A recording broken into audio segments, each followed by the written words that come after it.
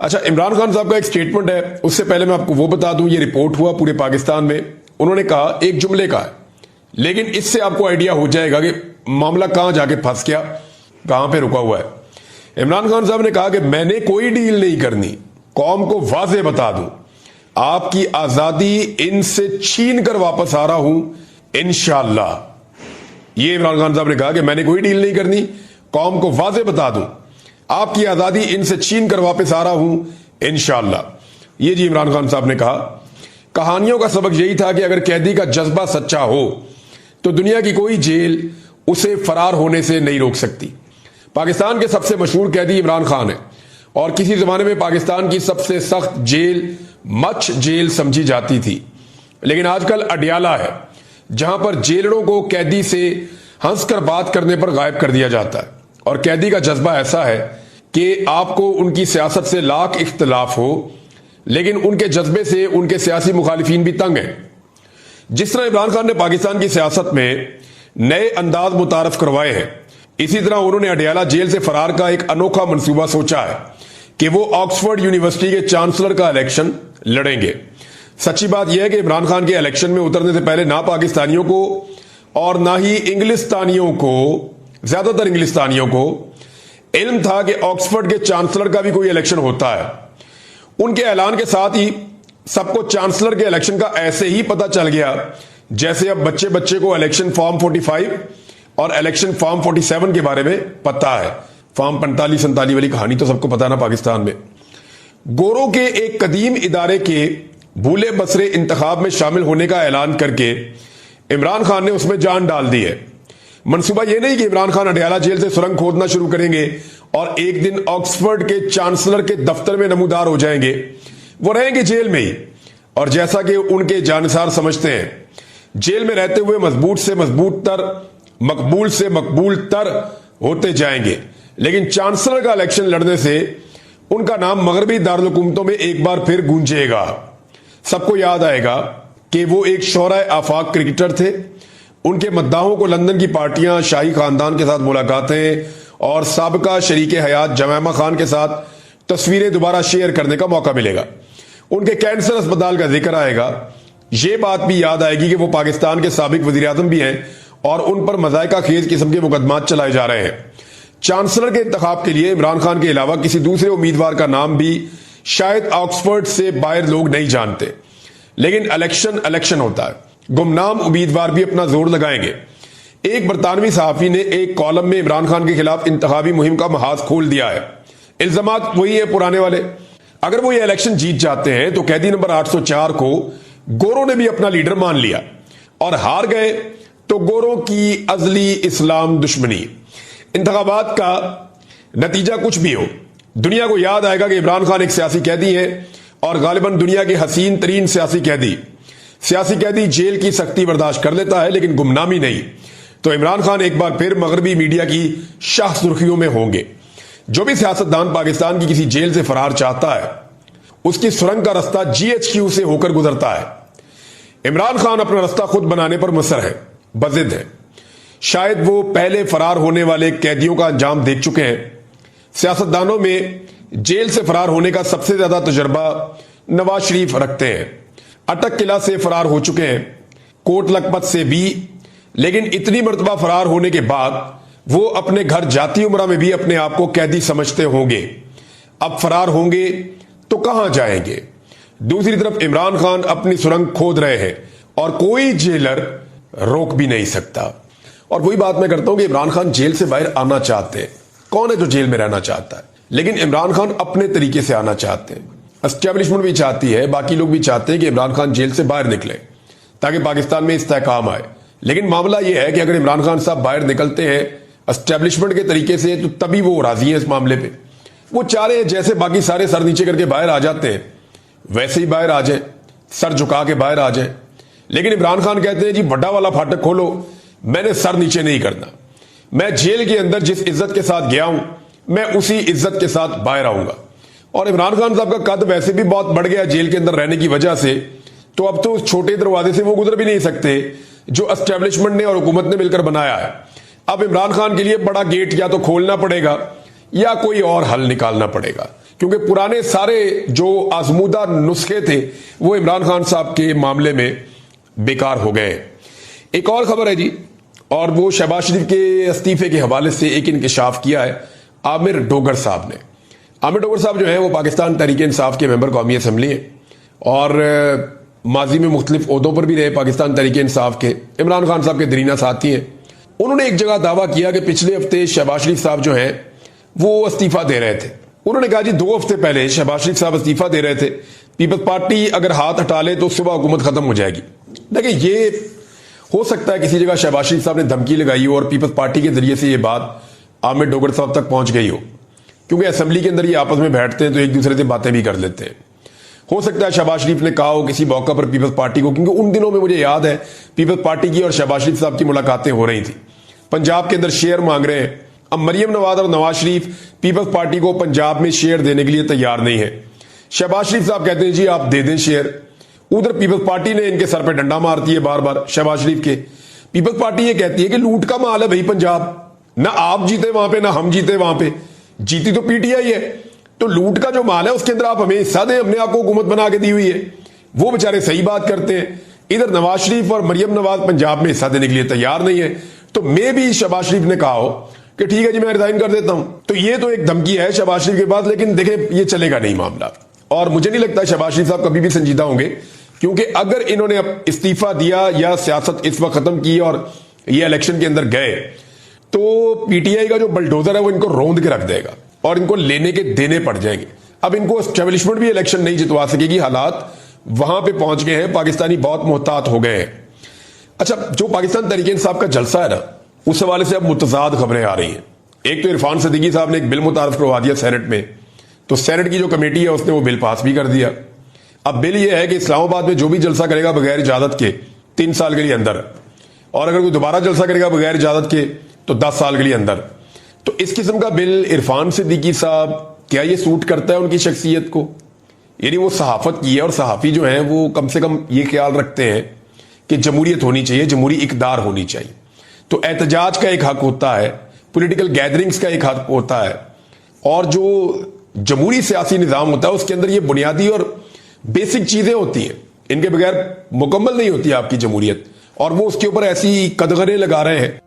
ये मिशन कभी भी मुकम्मल नहीं होगा, ये मैं आपको लिख के देता हूं। आप उल्टे लड़क जाए, सीधे लड़क जाए, छलांगे मारे, तत्ते तवे पे बैठ जाए पाकिस्तान की एस्टेब्लिशमेंट, ये मिशन मुकम्मल नहीं होगा। मैं बार बार कह रहा हूं कि पाकिस्तान की मिलिट्री एस्टेब्लिशमेंट के पास इमरान खान वो आखिरी मौका है जिसके जरिए से आप पाकिस्तानियों को राजी कर सकते हैं। मैं ये नहीं कह रहा कि उसके साथ डील कर लें जाके, मैं ये कह रहा हूं कि इमरान खान आपके पास आखिरी मौका है जो आपको इज्जत के साथ आपकी बैरकों में वापस भेज सकता है। बिस्मिल्लाहिर्रहमानिर्रहीम, अस्सलाम वालेकुम नादरीन, आप यूट्यूब चैनल देख रहे हैं, मैं इमरान खान। सबसे पहले तो इमरान खान साहब का जो स्टेटमेंट है जो ऑफिशियली उनके ट्विटर अकाउंट से जारी हुआ वो मैं आपके सामने रखता हूं। लेकिन जो सहाफी इमरान खान साहब को मिले हैं उनसे जो खबरें बाहर आ रही हैं वो इससे मुख्तलिफ हैं। वो ये कह रहे हैं कि इमरान खान साहब ने जेल में जो बातें की वो इससे बहुत ज्यादा सख्त थी, और जो पाकिस्तान तहरीक इंसाफ के सोशल मीडिया ने इमरान खान साहब का स्टेटमेंट सोशल मीडिया पे यानी एक्स के ऊपर जारी किया वो उतना सख्त नहीं है जितनी सख्त बात इमरान खान साहब ने की है। अब इन दोनों में फर्क क्या है मैं आपको बाद में बताता हूं, पहले देखें इमरान खान क्या कह रहे हैं। तमाम पाकिस्तानियों को मुल्क पर मुसल्लत जुल्म के निजाम के खिलाफ हकीकी आजादी की तहरीक का हिस्सा बनना चाहिए, ताकि हम हकीकी मानों में एक आजाद कौम बन सकें। हम यकजा होकर मुकाबला करेंगे तो ये जुल्मत का निजाम जरूर जमीन बोस होगा। 5 अगस्त को शुरू होने वाली तहरीक इस वक्त तक जारी रहेगी जब तक मुल्क में जमहूरियत अपनी असल रूह के साथ बहाल नहीं हो जाती। अब अवाम निडर हो चुके हैं, हर खौफ का बुत टूट चुका है। 5 अगस्त के बाद 14 अगस्त की तारीख भी इस सिलसिले में अहम तरीन है। 14 अगस्त 1947 को हमने बैरूनी गुलामी से आजादी हासिल की थी। अब हमें गुलामी की इससे भी बदतर सूरत हाल का सामना है, जहां तमाम इदारों को अपाहिज करके सारे बुनियादी हुकूक मुअत्तल कर दिए गए हैं। जैसे हमारे आबाओ अजदाद ने अंग्रेजों के खिलाफ जिद्दोजहद करके आजादी हासिल की थी, हमें भी इस करप्ट निजाम से आजाद होना है और गुलामी को ठुकराना है। पीपल्स पार्टी और नून लीग आसिम मुनीर के लिए वैसा ही कठपुतली का किरदार अदा कर रही हैं जैसा काफ लीग ने मुशर्रफ के लिए किया था। उनका किरदार सियासी जमात का नहीं, एस्टेब्लिशमेंट के पॉलिटिकल फ्रंट का है। इसी आड़ में करप्शन और लूट मार का सिलसिला भी जारी है। 77 साल लगाकर पाकिस्तान में मुश्किल से चंद इदारे खड़े हुए थे जहां बार बार मार्शल लॉ लगते रहे, जिसने इस अमल को दुश्वार बनाया, मगर फिर भी इदारे मौजूद थे। लेकिन आसिम मुनीर के मार्शल लॉ ने सिर्फ अपने इक्तदार की तवालत के लिए इन इदारों को भी एक एक करके तबाह कर दिया है। सबसे पहले इंतखाबी फ्रॉड करके अवाम का वोट चोरी किया गया और चोरों को मुल्क पर मुसल्लत करके जमहूरियत का खात्मा किया गया। फिर मीडिया का गला घोंट दिया गया, मुल्क में बदतरीन सेंसरशिप लगाई गई और अब अदलिया को 26वीं आईनी तरमीम करके एक सरकारी इदारा बना दिया गया है। ऊपर से लिखी लिखाई सजाएं जजेस के हाथ में थमा दी जाती हैं। जज खुद उसका एतराफ करते हैं कि हमारे हाथ में कुछ नहीं है, जो हमें थमा दिया जाता है हम इसी पर साइन करके दे देते हैं। इस वक्त मुल्क में अदलिया मुकम्मल मफलूज है। यहां कैंगरू कोर्ट्स चल रही हैं जो हर तरह से कानून की धज्जियां बखेर रही हैं। इन अदालतों से इंसाफ की कोई तवक्को नहीं है। ये अदालतें कानून की नहीं, सिर्फ आसिम लॉ की पैरवी करती हैं। इसी के मुताबिक सब ट्रायल चलेंगे और सजाएं होंगी। ये सब ट्रायल ऑन रिकॉर्ड है। आज नहीं तो कल सब पर हकीकत अयां होगी कि किस जज ने इंसाफ की पैरवी के बजाय यजीद वक्त की पैरवी की। रावलपिंडी, लाहौर, सरगोदा और फैसलाबाद की अदालतों के जरिए हमारे पार्टी रहनुमाओं, मेंबरान असेंबली और कारकुनों को झूठे केसेस में सजाएं दिलवाकर हमारी तहरीक का रास्ता रोकने की एक और नाकाम कोशिश की गई है। हक परस्ती की पादाश में सजाओं की हकदार ठहरने वाली पार्टी लीडरशिप और कारकुनान को खुसूसी खराजे तहसीन पेश करता हूं।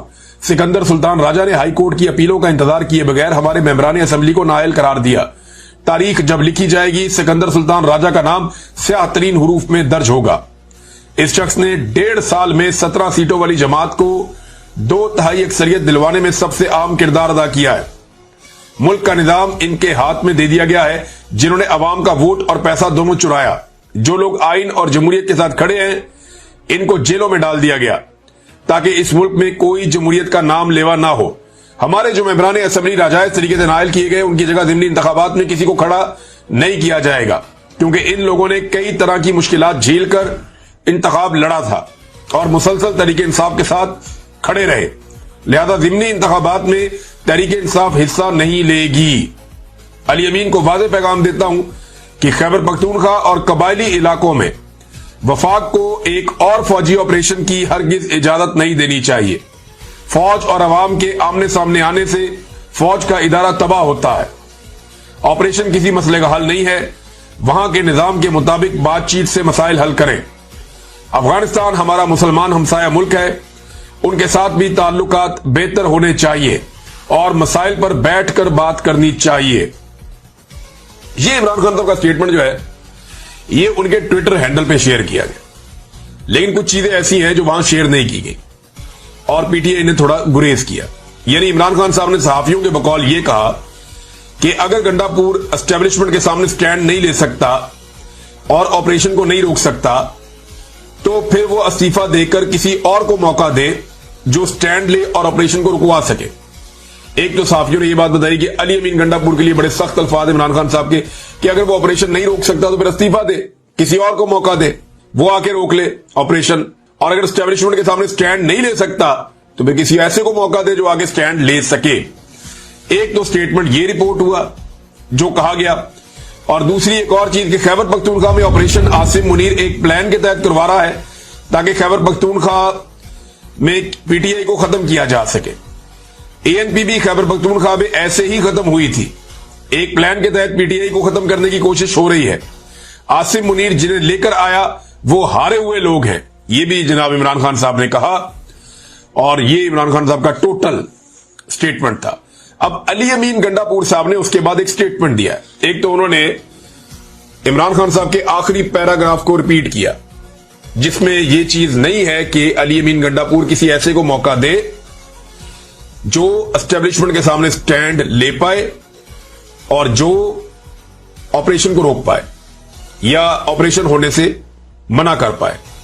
तो अब ये वाली बात तो इसमें थी नहीं, लेकिन फिर भी गंडापुर साहब ने इमरान खान साहब का आखिरी पैराग्राफ उठा के लगा दिया जिसमें इमरान खान साहब ने कहा जी कि ऑपरेशन मसले का हल नहीं है और फौजी ऑपरेशन जो है वो नहीं होना चाहिए, ऑपरेशन की इजाजत हरगिज नहीं देनी चाहिए।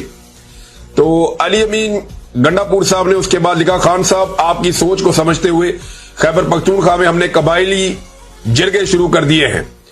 2 अगस्त 2025 को भी वो कह रहे जी हमने ये अब बता रहे हैं कि वजीर आला खैबर पख्तूनख्वा की मेजबानी में ऑल पार्टीज कॉन्फ्रेंस के बाद अमन अमान से मुताल्लिक इलाकाई जिरगों के इनेकाद का सिलसिला शुरू कर दिया गया है और वजीर आला हाउस में एक जिरगा मुनक्कद किया गया है। जिला खैबर और औरंगजेब के ट्राइबल सब डिवीजन और वहां के जो ब्यूरोक्रेट हैं उन सबको शामिल किया गया है।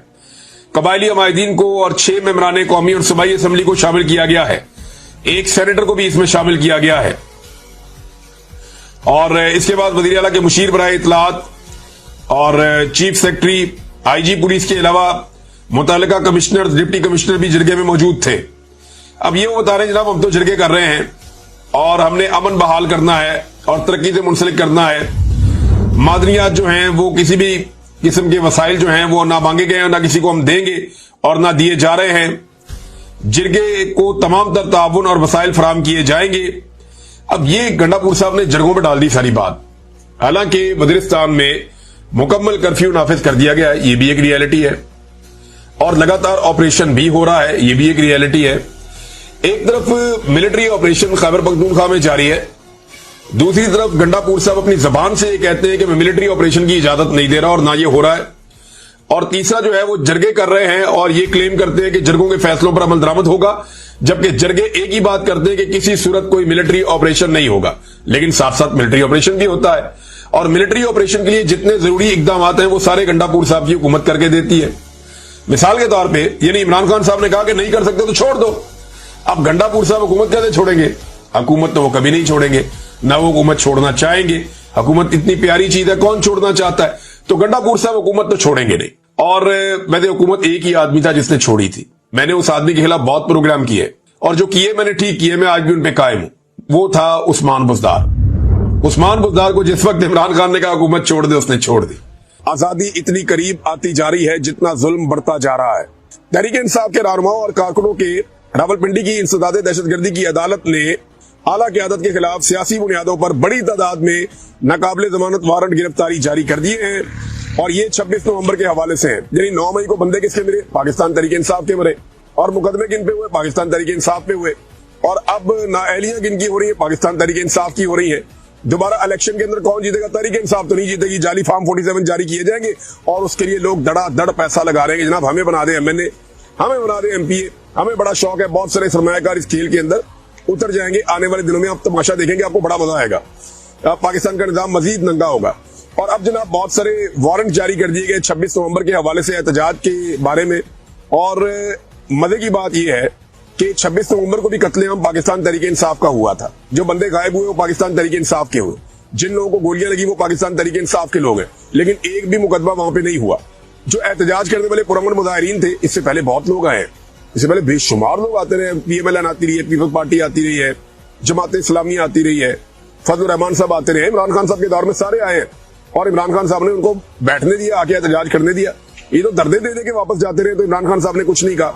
तो मामला ये है कि अब इस वक्त उस एहतजाज के नतीजे में शेख वकास अकरम, कमल शोजब, कर्नल रिटायर अजमल साबर, अलीमा खान, उमर अयूब और साबिक सदर पाकिस्तान आरफ अलवी साहब के भी मुकदमात नाकाबिले वारंट जारी कर दिए गए हैं। ये पाकिस्तान का निजाम एक एक करके अपने सारे कपड़े उतार रहा है। और वो शहीद अरशद शरीफ भाई ने कहा था ना कि बादशाह नंगा है, तो बादशाह वाकई नंगा है और क्या खूब नंगा है। अब हर तरफ से नंगा दिखाई दे रहा है और पाकिस्तानी कौम के सामने उसके कपड़े पड़े हुए हैं और बादशाह नंगा फिर रहा है और उसका नंगापन नजर भी आ रहा है। लेकिन वो बज़िद है कि उसने ऐसे ही फिरना है और उसे कोई नंगा ना कहे। जो उसे नंगा कहेगा वो उसे नंगा करके मारेगा या उसे अगवा कर देगा, जबरी तौर पे लापता कर देगा, या उसके साथ कोई और ज्यादती की जाएगी, उसका कारोबार तबाह कर दिया जाएगा, या अल्टीमेटली उसको अपना देश छोड़कर भागना पड़ेगा। ये नाज़रीन सूरत हाल है। और इसी तरह थाना कराची कंपनी इस्लामाबाद के मुकदमा नंबर 1193 में इस्तदाद दहशतगर्दी अदालत रावलपिंडी ने भी नाकाबिले जमानत वारंट गिरफ्तारी जारी कर दिए हैं। और साबिक सदर पाकिस्तान आरफ अलवी, अलीमा खान, अली अमीन गंडापुर, उमर अयूब, शेख वकास, हामिद रजा, शिबली फराज, फैसल जावेद, शानदाना गुलजार, सलमान अकरम राजा, रऊफ हसन, मुराद सईद, असद कैसर, हमाद अजहर, आतिफ खान, शुएब शाहीन और सेनेटर आजम खान सवाती इसमें शामिल है। अच्छा, मुझे हैरत हो रही है, इसमें उस दिन तो बड़ा क्लेम किया था शेर अफजल मरवत साहब ने कि उन्होंने बड़ी कार्रवाई की और बड़ा काम किया, तो इस्लामाबाद होने वाले मुकदमात में उनका नाम नहीं है अनफॉर्चुनेटली। देखिए, पाकिस्तान तहरीक इंसाफ से और इमरान खान से जो भी दूर हो जाता है ना, उसकी बचत हो जाती है। इन मुकदमात का हासिल उसूल ये है कि जो इमरान खान के साथ होगा उसके ऊपर जनाब मुकदमा होगा, जो इमरान खान के साथ खड़ा होगा उसके खिलाफ फैसला भी होगा, उसको दीवार से भी लगाया जाएगा, उसका कारोबार भी तबाह, उसकी जिंदगी भी तबाह, उसकी फैमिली लाइफ भी तबाह, और उसको हर लिहाज से ये रियासती इदारे कुछ लेंगे। लेकिन जो इमरान खान का साथ छोड़ देगा वो रियासत के लिए अच्छा बच्चा बन जाएगा, तो रियासत उसके लिए मां बन जाएगी और उसका ख्याल रखेगी। जिद सिर्फ इमरान खान साहब के हवाले से है। अच्छा, ये जनाब मैं आपको चंद चीजें बड़ी क्लियर कर देता हूं, और ये मेरा एनालिसिस है, और ये मैं इसके ऊपर बिल्कुल ऐसे ही बिलीव करता हूं जैसे मैं ये ना पाकिस्तान की एस्टेब्लिशमेंट इमरान खान को तोड़ने के चक्कर में, या इमरान खान को नीचा दिखाने के चक्कर में, या इमरान खान को खराब करने के चक्कर में पाकिस्तान की मिलिट्री एस्टेब्लिशमेंट जो है ये पाकिस्तान को नुकसान पहुंचा रही है। ये बात बिल्कुल एक हकीकत बन चुकी है। ये इमरान खान को खत्म शुद्ध करते करते खुदा ना खास्ता पाकिस्तान को खत्म शुद्ध करते जा रहे हैं। आप देखें, इमरान खान को मारने के चक्कर में इन्होंने पाकिस्तान को कहां से कहां पहुंचा दिया। आज आपके ज़रे मुबादला के जो ज़खायर है उनके अंदर कर्जा पड़ा हुआ है, आपके पास बेचने के लिए कुछ नहीं बचा। अब आप अपनी जमीन खोद के सारी मादनियात बेचना चाह रहे हैं। कभी किसी को आप चूना बेच देते हैं, जनाब चूना लगा देते हैं कि हमारे पास तेल निकल आया। वो तो जब तेल निकलेगा तब निकलेगा ना। तेल के ज़खायर पाकिस्तान के अंदर है, ये हम 70 साल से सुन रहे हैं। हर दौर में हमने सुना कि पाकिस्तान में तेल के ज़खायर है, पाकिस्तान जानबूझकर नहीं निकालता। तो पाकिस्तान कब निकालेगा ये हमें पता नहीं था। पता चला जी पाकिस्तान नहीं निकालेगा, अमेरिका निकालेगा। अमेरिकन कंपनियां आएंगी, वो यहाँ से आकर तेल निकालेंगी। मतलब दुनिया में जहां भी निकालती है अमेरिकन कंपनियां या यूरोपियन कंपनियां आकर निकालती हैं, लेकिन पाकिस्तान के जो सौदे होते हैं वो बहुत अजीब होते हैं। यानी हमने जब IPPs के साथ सौदा किया तो बेड़ा ही गर्क सौदा किया। हमने उन्हें कहा जनाब आप बिजली बनाए ना बनाए, आपको हम बिल देंगे। ये हो सकता है? यानी कोई एक अनपढ़ तरीन आदमी होगा ना, जो कभी स्कूल में नहीं गया होगा, उसको भी आप कहेंगे ना यार एक सौदा कर लेते, तूने पूरा साल मुझे 1 किलो आटे के रोजाना पैसे देने, क्योंकि तेरे घर में 1 किलो आटा पकता है। लेकिन जिस दिन तुम कहीं गांव जाओगे, कहीं और जाओगे, खाना नहीं पकाओगे या चावल पकाओगे या कुछ और करोगे, उस दिन भी हम तुमसे 1 किलो आटे के पैसे लेंगे। वो आदमी जूता उतार के मारेगा कि भाई ये कौन सा मुआहदा मेरे साथ तुम कर रहे हो। अब ये इस किस्म के मुआहदे किए हुए हैं। पाकिस्तानी 1 यूनिट इस्तेमाल करते हैं, 3 यूनिट के पैसे देते हैं। और ये पाकिस्तान के साथ किसने किया? जरदारी और शरीफों के इकट्ठ ने। कुछ रेंटल पावर लेकर आ गए थे उस दौर में, जरदारी साहब के दौर में, और रही सही कसर जो है वो दबा के पूरी की है दोनों भाइयों ने। शहबाज शरीफ ने और नवाज शरीफ ने इतनी बिजली बनाई जो हम इस्तेमाल ही नहीं कर सकते। हमारी जो इस्तेमाल करने की कैपेसिटी है उससे दुगनी से ज्यादा बिजली इन्होंने बनाई, फिर भी लोड शेडिंग करते हैं। फिर बिजली महंगी इतनी कर दी कि आम आदमी की पहुंच से बाहर हो गई। और अब तो लोग खुदकुशियां कर रहे हैं बिजली के बिलों की वजह से। ये हकीकत है और ये खबरें आप रोजाना की बुनियादों पर सुनते हैं। इन्होंने इमरान खान को खत्म शुद्ध करने की ख्वाहिश में पाकिस्तान को खुदा न खास्ता खत्म शुद्ध करना शुरू कर दिया है। आधे पाकिस्तानी लगभग जो है वो गुर्बत की लकीर से नीचे जा रहे हैं। ये किसने किया? ये इन्होंने किया, मिलिट्री एस्टेब्लिशमेंट ने। और किसने किया? किसान बर्बाद कर दिया, मजदूर बर्बाद कर दिया, मेहनत कश को रोल के रख दिया, तनख्वाहदार तबके का जीना आराम कर दिया। छोटे ताजिर, आप किसी से भी बात कर लें पाकिस्तान से, रोजाना लोग मुझे मैसेज करते हैं कि सर कारोबार चल ही नहीं रहा। कोई छोटा से छोटा मैन्युफैक्चरर जो है ना वो कह रहा है कारोबार नहीं चल रहा। जो लोग प्रॉपर्टी का काम करते थे उनसे बात करते हैं, कहते हैं सर घर बना ही नहीं सकते हम। मटेरियल वालों से बात करते हैं, वो कहते हैं जी कोई खरीदता ही नहीं है। सारे के सारे डेवलपमेंट के प्रोजेक्ट जो अवामी सतह पे होते थे वो सब रुक गए।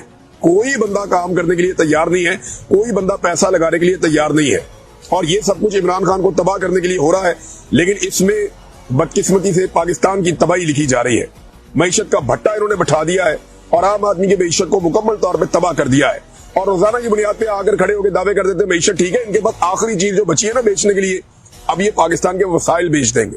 पाकिस्तान के पास अरबों डॉलर के ज़खायर मौजूद हैं कीमती पत्थरों के। मैं एक कंप्रीहेंसिव रिपोर्ट तैयार कर रहा हूं और पूरी तहकीकात कर रहा हूं रेयर अर्थ मिनरल्स के हवाले से कि वो क्या है और अमेरिका को क्यों चाहिए और वो फ्यूचर में किन चीजों में इस्तेमाल होंगे। इसके बारे में मालूमात बहुत कम दस्तयाब है।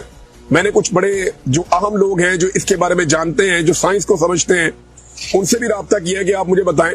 बहुत जल्दी इंशाअल्लाह मुझे उम्मीद है कि अगले चंद दिनों में या 1-2 हफ्तों में इसके ऊपर हम अपनी एक तहकीक मुकम्मल करेंगे और चीजें आपके साथ शेयर करेंगे। हो सकता है चंद दिन ही लगे क्योंकि कुछ मालूमात मुझे आई है, मैंने भी उनको पढ़ना है। जैसे ही मैं किसी मुकाम पे पहुंचता हूं तो फिर ये मामला शुरू करते हैं। मुझे उम्मीद है कि जल्दी मैं आपको बता पाऊंगा कि रेयर अर्थ मिनरल है क्या, ये कहां पे है, ये अमेरिका को क्यों चाहिए, वो क्यों इतना डेस्परेट है।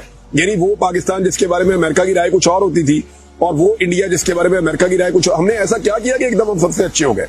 हमने तो ऐसा कुछ नहीं किया। यानी पाकिस्तान में अभी बहुत सारी चीजें जिनके सवालों के जवाब आएंगे आने वाले दिनों में। आप सिर्फ तमाशा देखें, मैं आपको बताता हूं।